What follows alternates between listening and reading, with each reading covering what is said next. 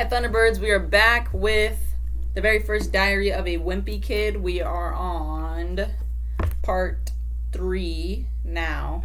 I'm going by parts since it doesn't really have chapters. It goes by days, and there's only 7 days a week, so it can get a little confusing if you click on Tuesday, but it's not the Tuesday that you wanted. It's a different Tuesday, if you get what I mean. Alright, so, Tuesday. I don't know if I mentioned this before, but I am super good at video games.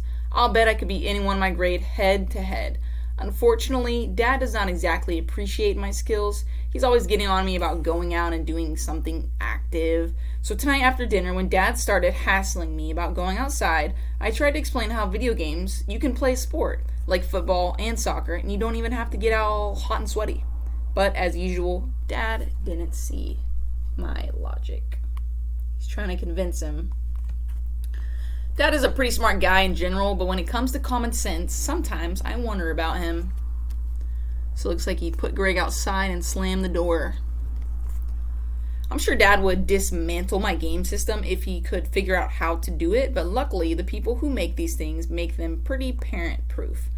Dagnam, these fancy gadgets.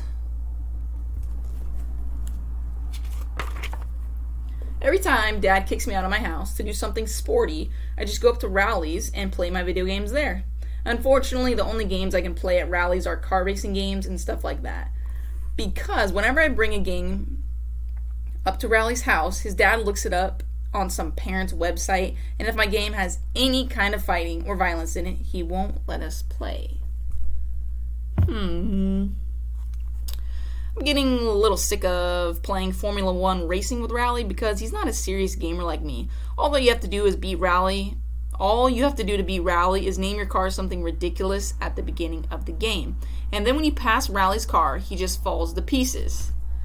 Bad fart ahead. Anyway, after I got done mopping the floor with Rally today, I headed home. I ran through the neighbor's sprinkler a couple times to make it look like it was all sweaty, and that seemed to do the trick for Dad. Woo! Fun fact for you guys, I used to get kicked out of my own house because I would play Tony Hawk too long as a kid. So my mom would kick me out and tell me to go outside and play. But my trick kind of backfired because as soon as Mom saw me, she made me go upstairs and take a shower. Wednesday. I guess Dad must have been pretty happy with himself for making me go outside yesterday because he did it again today. It's getting really annoying to have to go up to rallies every time I want to play a video game. There's this weird kid named Fregley who lives halfway between my house and Rally's, and Fregley is always hanging out in his front yard, so it's pretty hard to avoid him. Want to see my secret freckle? No thanks. Fregley is in my phys ed class at school, and he has this whole made-up language. Like when he needs to go to the bathroom, he says, "Juice, juice."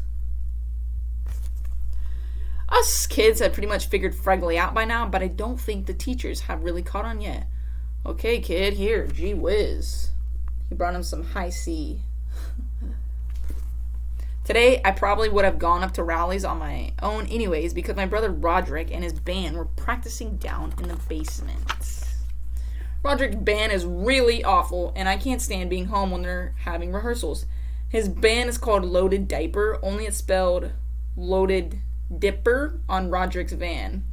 You might think he spelled it that way to make it look cooler, but I bet if you told Roderick how Loaded Diaper is really spelled, it would be news to him.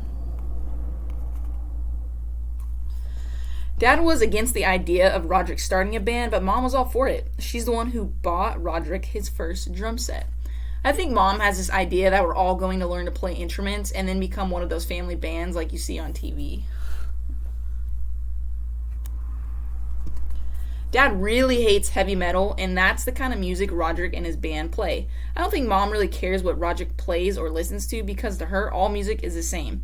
In fact, earlier today, Roderick was listening to one of his CDs in the family room, and Mom came in and started dancing.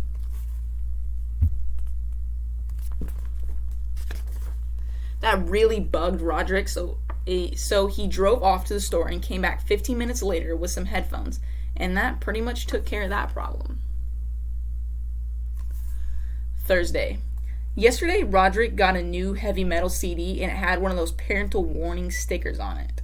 I've never gotten to listen to one of those parental warning CDs because mom and dad never let me buy them at the mall. So I realized the only way I was gonna get the chance to listen to Roderick's CD was if I snuck it out of the house. This morning, after Roderick left, I called up Raleigh and told him to bring his CD player to school. Then I went down to Roderick's room and took the CD off his rack. So the parental warning sticker means that the song, or that CD in particular, says bad words. So it's just warning you. You're not allowed to bring personal music players to school, so we had to wait to use it until after lunch when the teachers let us outside. As soon as we got the chance, me and Raleigh snuck around the back of the school and loaded up Roderick's CD. But Raleigh forgot to put batteries in his CD player, so it was pretty much worthless. Then I came up with this great idea for a game. The object was to put the headphones on your head and then try to shake them off without using your hands. The winner was whoever could shake the headphones off in the shortest amount of time.